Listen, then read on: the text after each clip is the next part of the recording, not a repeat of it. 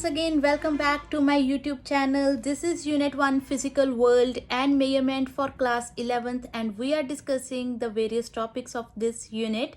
In the previous video, I discussed about the indirect method of measurement, that is triangulation method only, but today we will be discussing various other indirect methods of measurement which are used for different purposes.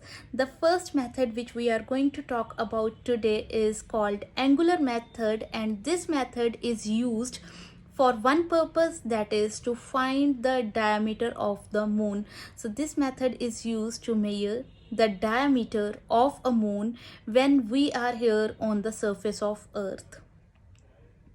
So let us consider that we are here on Earth.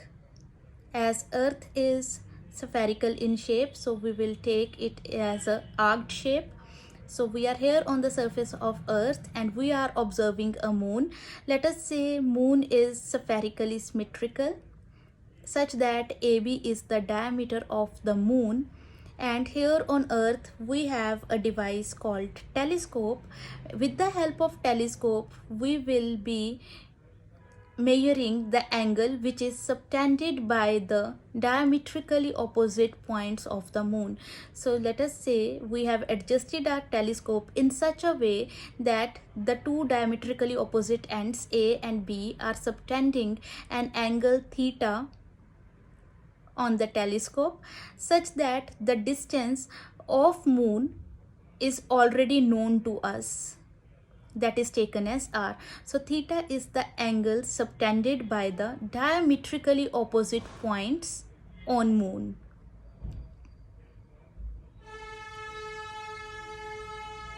So theta is the angle subtended by diametrically opposite points A and B. So this theta could be measured with the help of telescope, and as we know that angle is equal to arc upon radius, so using this formula angle is equal to arc upon radius, we can easily determine the diameter of the moon. So here angle subtended on telescope is theta. The arc which is associated in this case is AB divided by radius, that is r, that is r distance, which is already known to us because we know the distance of moon from the Earth. So r is already known. So we are interested to find the value of AB. Taking AB as d, we can say theta is equal to d upon r, and on cross multiplying we have d is equal to r theta. So with the help of this expression we can easily determine the diameter of the moon while staying on the surface of Earth. The next method which we are going to discuss is called parallax method. So parallax method is that method which is used to find the distance of stars. We cannot find the distance of other planets with the help of parallax method. We can only find the distance of stars with the help of parallax method, but still there is a limit. We can only find the distance of those stars with the help of parallax method which are less than 100 light years away from the Earth. If we have to find the distance of stars which are more than 100 light years away from the Earth, then we cannot use the parallax method.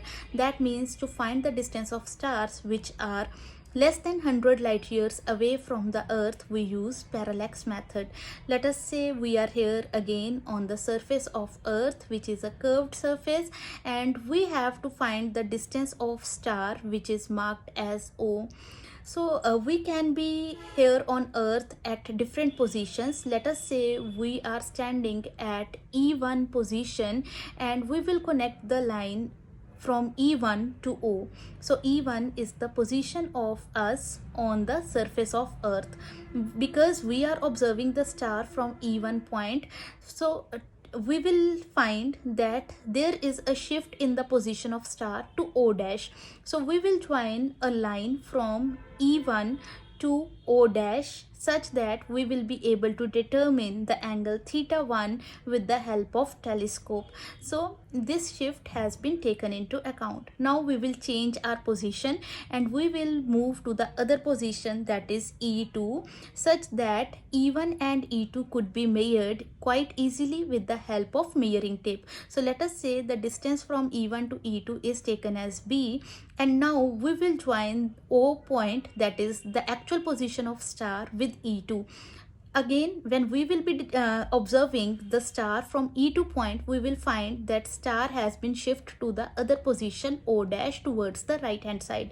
Now again, with the help of telescope, we will measure the angle theta 2.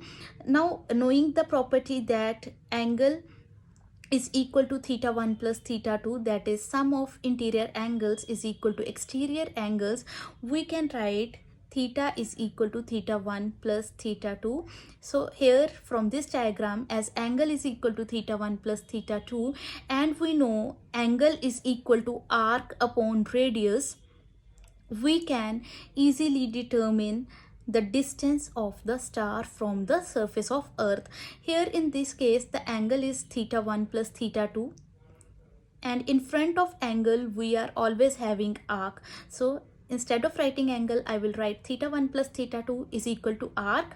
Arc is the distance B between the 2 points E1 and E2 divided by radius. I will mark radius as S. So S is equal to B upon theta 1 plus theta 2. So from this expression, we will be able to determine the distance of the star from the surface of earth. Now S is a distance, like this is the distance because O to E1 is equal to O to E2. So this S is the distance which helps us to determine the distance of the star. So this S is representing a kind of radius. Therefore, S is equal to B upon theta 1 plus theta 2 is the expression which helps us to determine the distance of a star from the surface of earth. Now question arises what the parallax is. So parallax basically means the change in position of object when object is observed from two different points. So the change in position of object with respect to the background when object is observed or when point of observation is shifted. So when point of observation is shifted, the position of the object also changes. You can determine it right now.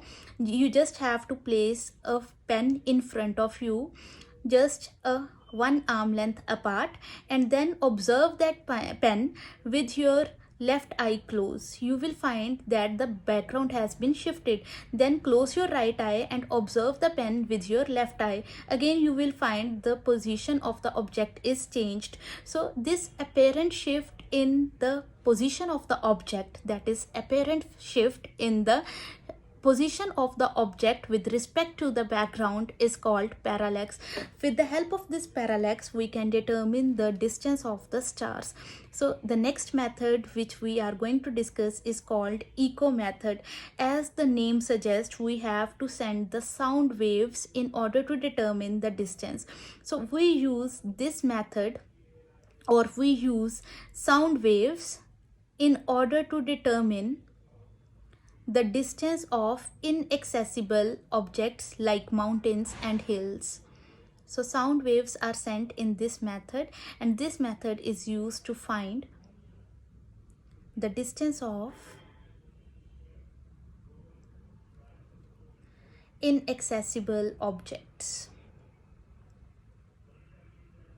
or hills or mountains or buildings. So how far these buildings or hills or mountains are, we have to send the sound waves to determine their distance. So let us say we are having this hill and we have to send the sound waves from the point of observation where we are standing. Let us say we are standing at this point, and from this point we will send the sound waves. These waves will strike the hill. After striking the hill, these sound waves will reflect back and we will receive them in some time. So on receiving the sound waves back, we will find that the distance d distance is covered by the sound waves twice, once in going towards the hill and second time while coming back from the hill. So d is the distance between the point of observation and the hill. So d is distance between hill and point of observation.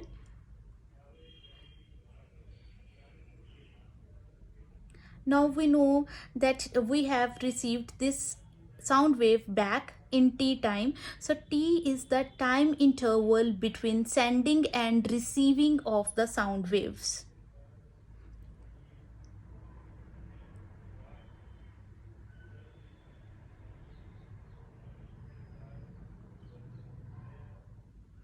That is echo, the time when we have received the echo. Then v is the velocity with which sound waves travel, velocity of sound waves. And as we know, speed is equal to distance upon time. Speed is equal to distance upon time. So here in this case, sound waves have covered double distance, once in going towards the hill and second time in coming back to the hill, coming back to the point of observation. That is, here sound is covering total distance 2d, d plus d, 2d.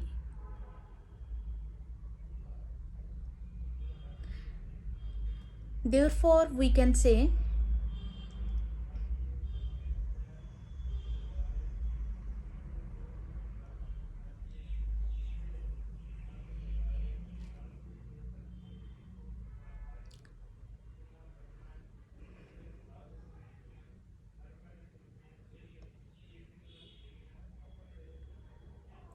hence we can say that v is equal to, if v is the velocity of sound, we can say that v is equal to 2d divided by d. Therefore total distance is 2d, and hence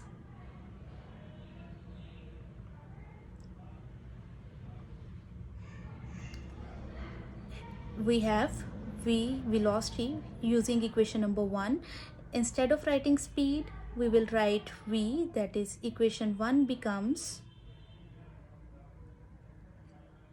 v is equal to 2d divided by t. So this implies v is equal to 2d upon t, that is cross multiplying vt is equal to 2d, or we are interested in finding the distance of the hill, so d is equal to vt divided by 2.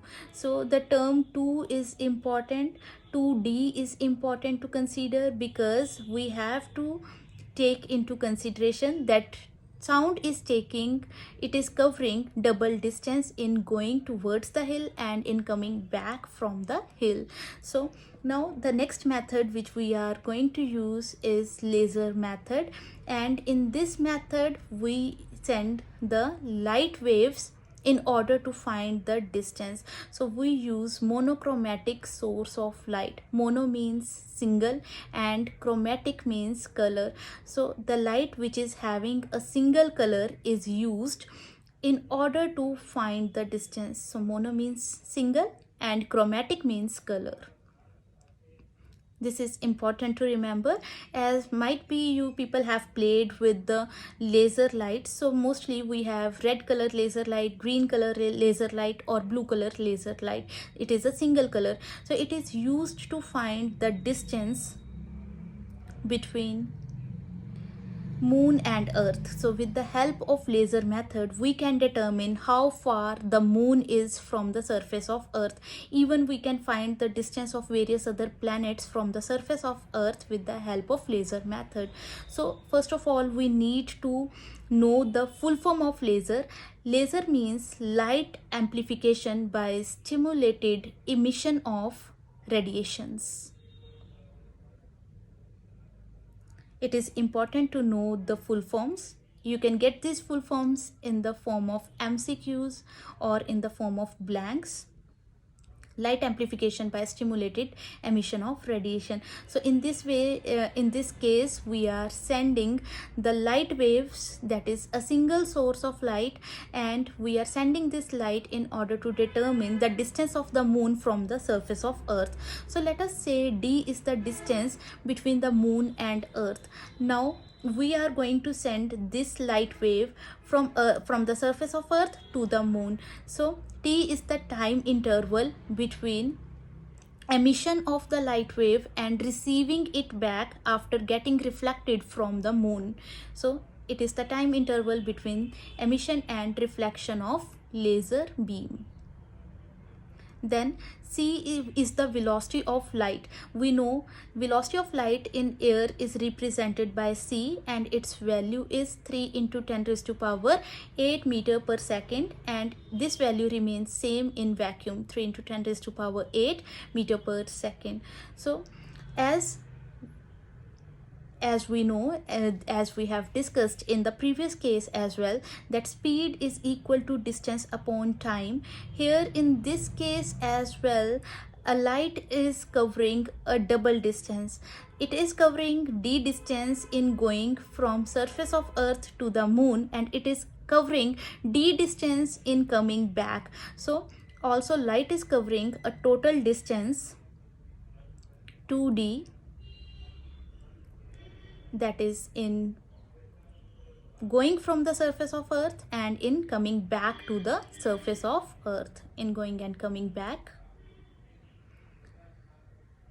And this distance is covered in time t. Therefore, using equation number 1, we have speed c is equal to total distance 2d divided by total time t in which it is sent and received. So ct is equal to 2d, and from here we have d is equal to ct upon 2. So this is the second equation which we are having. We know the value of c already. T is determined with the help of the timer we are keeping, and dividing it by 2, we can easily calculate the distance of the moon from the surface of earth. The next method which we are going to discuss today is called radar method. This method is known as radio detection and ranging. In this method, we send the radio waves, and this method is used to determine the location of the aeroplanes. So radio waves are used to find the location of the aeroplanes. So we use radio waves to find the position of aeroplanes which are flying ahead, and the full form is radio detection and ranging. Again, knowing the full forms is important.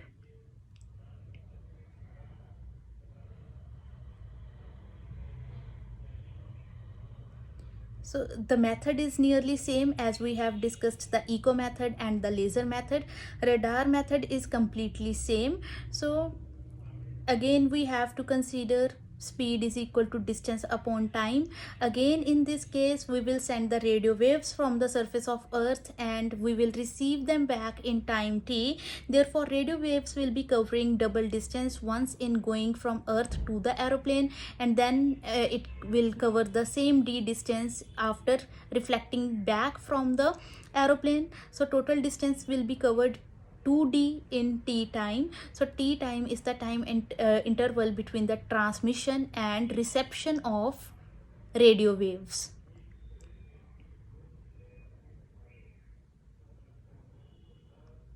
And again, radio waves also travel with the speed of light, that is 3 into 10 raised to power 8 meter per second in air or vacuum. So velocity of radio waves will be represented by c. So similarly, in this case as well, we have total distance is equal to 2d. That is, we have speed is equal to distance upon time. Therefore, speed is equal to distance upon time. It is important that you must write the formula each time you solve this article. So this implies CT is equal to 2D, or D is equal to CT upon 2. Knowing the value of time, which is already calculated with the help of the timer, we can easily find that how far the aeroplane is flying ahead. The next method which we are going to discuss is once again the similar kind of method, but the name of this method is sonar method. This method is used when we have to determine the depth of the sea, or we have to locate the submarines, or we have to determine or find out the distance of the shoals of the fish from the surface of the sea. So this is used to find the depth of the sea level, submerged rocks, submarines, etc. So there are so many things which we can determine with the help of sonar method. As the name suggests, it is about sound, because the full form of sonar is sound navigation and ranging, and therefore we send the ultrasound or ultrasonic waves deep inside the water in order to determine the distances. So ultrasonic waves are used in sonar method. So sonar, full form of sonar is sound navigation and ranging.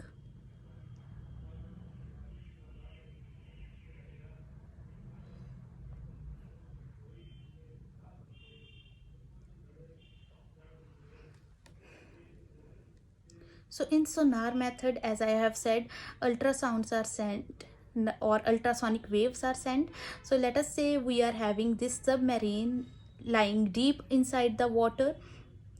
So we have the another ship over the surface of the seabed. So on the surface of the sea, we will have this another ship or boat, to which we will attach the system.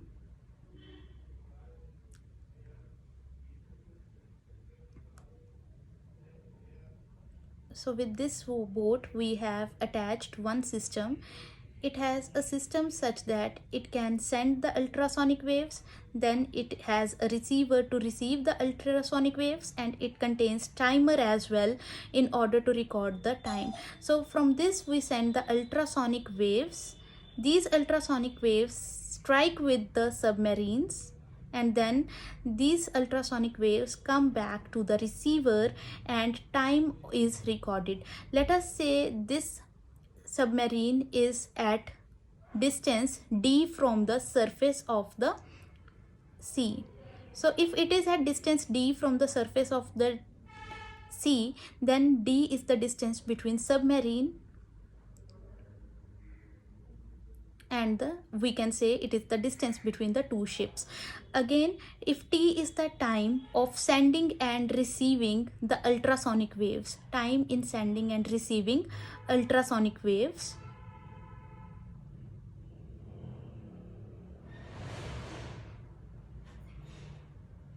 such that these ultrasonic waves have v velocity with which these waves travel.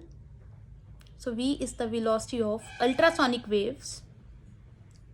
Then again we will use the same formula, that is speed is equal to distance upon time. And again in this case, ultrasonic waves are covering same distance, that is 2d distance, once in going and other distance in coming back to the receiver. Therefore speed is equal to distance upon time.